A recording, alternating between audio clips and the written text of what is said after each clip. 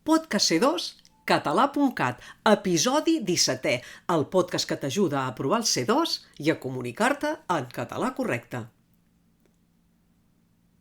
Avui et proposem un exercici com el que hauràs de fer si has decidit presentar-te a l'examen del nivell C2 de CIFALC Universitats. Posa-hi els 5 sentits. Es tracta de completar amb 1, 2 o 3 paraules com a màxim les frases fetes o locucions que sentiràs tot seguit. Les llegirem 2 vegades. En la primera lectura farem un silenci per indicar la part que tu has de completar. I en la segona te les llegirem completes. No val a badar. Comencem. Primera. Confia en mi. Tot el que t'he explicat és cert. I pots pujar? Segona.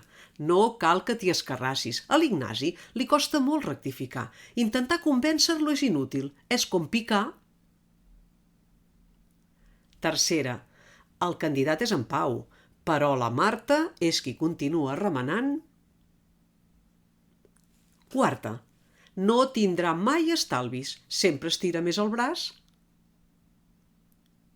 I cinquena i última. Vam enllestir la feina de seguida, perquè quan vam arribar ja ho tenien tot a punt. Va ser arribar... Com ha anat? Les has sabudes totes? Si te n'ha faltat alguna, pots fer 2 coses.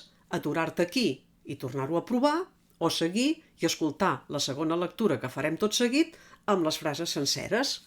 Comencem. Primera. Confia en mi. Tot el que t'he explicat és cert i pots pujar de peus. Segona. No cal que t'hi escarrassis. A l'Ignasi li costa molt rectificar. Intentar convèncer-lo és inútil. És com picar ferro fred. Tercera. El candidat és en Pau, però la Marta és qui continua remenant les cireres.